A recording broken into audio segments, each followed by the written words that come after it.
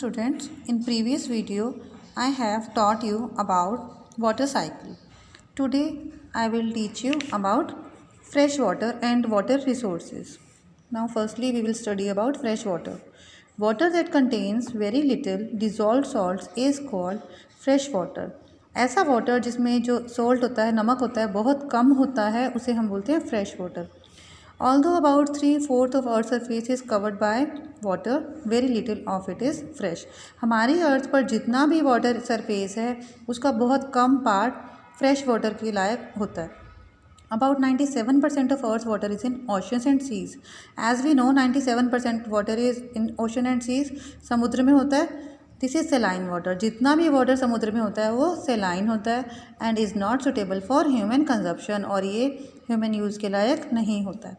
Remaining 3% is fresh water, और जितना जो 3% बचता है वो फ्रेश वाटर होता है, जिसमें से भी 3% में से भी 2% आइस कैप्स और ग्लेशियर्स की फॉर्म में होता है जो ह्यूमन यूज़ कर ही नहीं सकता.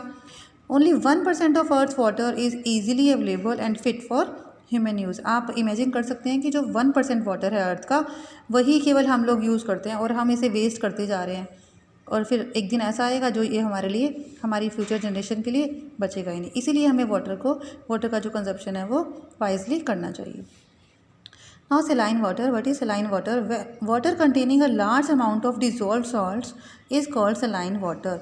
ऐसा वाटर जिसमें सॉल्ट बहुत ज़्यादा घुला होता है, बहुत बड़ी मात्रा में होता है, उसे हम सेलाइन वाटर कहते हैं. ये मैंने आपको पहले बताया है कि समुद्र में, ओशंस में और सीज़ में सबसे ज़्यादा होता है. There are various types of salts dissolved in ocean water. Ocean water में बहुत तरह के सॉल्ट्स होते हैं, लाइक सोडियम क्लोराइड और common salt. Common salt as we use magnesium chloride, magnesium sulphate and calcium sulphate are the main ones. बहुत सारे salt होते हैं, इनमें से जो मैंने आपको 4 बताए हैं ये मेन है. The amount of salt in the ocean water is called salinity. जो भी सॉल्ट की अमाउंट होती है, जितनी मात्रा में वो ओशन वाटर में होता है, उसे हम बोलते हैं सैलिनिटी. इसकी हम परसेंट के रूप में कन्वर्ट करते हैं. The salinity of ocean water is on an average 35 पर 1000. इसका मतलब है कि 1000 ग्राम्स में से, अगर ओशन वाटर में 1000 ग्राम हम एज्यूम करते हैं, तो उसमें 35 ग्राम उसमें नमक घुला हुआ है, डिजॉल्व्ड है. Salinity of ocean water is however not the same at all places. जो ओशन वाटर की सैलिनिटी है वो हर जगह सेम नहीं होती है. ये डिपेंड्स करती है अलग अलग फैक्टर्स पे. First is rate of evaporation. अगर वहाँ एवेपोरेशन कितनी तेज़ी से होता है, कितना स्लो होता है, प्रोसेस कैसी है, इस पर डिपेंड करती है. Amount of precipitation. जब एवेपोरेशन के थ्रू कंडेंसेशन होगा, फिर प्रेसिपिटेशन होगा, तो इसके ऊपर भी डिपेंड करता है. Amount of fresh water that is added to the ocean. Fresh water ocean में कितना ऐड है, इसके ऊपर भी ये डिपेंड करता है कि कितना ओशन वाटर सेलाइन है. Now temperature of ocean water. Temperature कैसा होता है, वार्म या cold? Oceans are the warmest near the equator and become cooler towards the poles. जैसे हम एरियाज़ के बारे में बात करते हैं, कॉन्टिनेंट्स के बारे में बात करते हैं, इक्वेटर के पास वाले जितने भी एरियाज़ होते हैं, वेदर दे आर ओशंस और continents, they are the warmest. And areas towards the poles are cooler, whether they are continent or oceans. The difference between the summer and winter temperature of the oceans are greater in the northern hemisphere than in the southern hemisphere due to the vast expanse of water in southern hemisphere. जो temperature का difference होता है गर्मियों और सर्दियों का oceans में, northern hemisphere में डिफरेंस बहुत ज़्यादा होता है साउदर्न हेमिस्फीयर के कंपैरिजन में, क्योंकि साउदर्न हेमिस्फीयर में वाटर एरिया बहुत ज़्यादा है, जैसे अटलांटिक ओशन भी है. Now we have to do this map and we have to mark these continents, oceans and seas.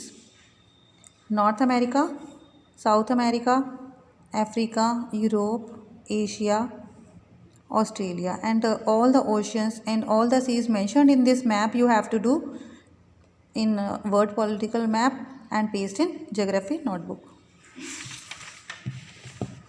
Importance of oceans. अब ओशंस हमारे लिए इम्पॉर्टेंट क्यों हैं, क्या फ़ायदा है हमें उनसे? First is oceans are the prime source of humidity and precipitation. Oceans के कारण ही ह्यूमिडिटी होती है, नमी होती है, और प्रेसिपिटेशन के थ्रू बारिश होती है, जिसके कारण हमें फ्रेश वाटर मिलता है. Second, they moderate the climate of the coastal region. Coastal regions मतलब the regions beside oceans and seas. ये क्लाइमेट को चेंज करते हैं, जो समुद्र के पास वाले एरिया होते हैं उसके क्लाइमेट को ये कंट्रोल करते हैं, चेंज करते हैं. थर्ड, मेराइन लाइफ मतलब लाइफ इनसाइड द वाटर, समुद्र में रहने वाले जो छोटे छोटे इंसेक्ट्स होते हैं और एनिमल्स होते हैं, फिशेस होती हैं, उसके लिए ये बहुत बड़ा सोर्स है। Marine life found in the ocean waters provides a source of livelihood to many people, और इसकी वजह से ही काफ़ी लोगों को उनका गुजारा चलता है। Salts dissolved in the ocean waters and mineral deposit on the ocean floor are economically important to us. Ocean water में जो सोल्ट होते हैं, मिनरल्स होते हैं, वो हमारे लिए, हमारे देश की इकनॉमी के लिए बहुत इंपॉर्टेंट होते हैं, बहुत कॉस्टली होते हैं। Oceanic waves and tides can be harness to generate electricity. Ocean में जो वेव्स आती हैं, लहरें, टाइड्स आते हैं, उसके कारण इलेक्ट्रिसिटी भी बनती है। Ocean serve as a means of transport, ocean transport का भी एक मीडियम है, इसके थ्रू दूसरे कॉन्टिनेंट से, दूसरी कंट्रीज़ के साथ बिजनेस एक्सपेंड किया जाता है। Now identify and name the instrument. This device is use to measure humidity. You have to learn this question and identify this picture. This is hygrometer and it is use to measure humidity. Now circulation of ocean water. The water of the oceans are constantly in motion. हमें पता है कि जो समुद्र का पानी होता है लगातार मोशन में रहता है, कभी भी रुकता नहीं है। They move horizontally as well as vertically. Horizontal भी हो सकता है ऐसे और वर्टिकल भी हो सकता है ऐसे। The movement of ocean water, जो वर्टिकल होता है वो कैसे होता है, टाइड्स की फॉर्म में। वैसे नॉर्मली जो ओशन वेव्स होती हैं वो हॉरिजॉन्टल होती हैं। It is of two types, waves and currents. These movements are cause due to the following factors. ये जो मूवमेंट्स होती हैं बहुत सारे फैक्टर्स पर डिपेंड करती हैं। First is difference in temperature. अगर टेम्परेचर में डिफरेंस होता है तो उसके ऊपर ये डिपेंड करती हैं। सैलिनिटी के ऊपर डिपेंड करती हैं। डेंसिटी ऑफ सी वाटर की, सी वाटर में कितनी वो है डेंसिटी, उसमें वेरिएशन कितनी है डेंसिटी में।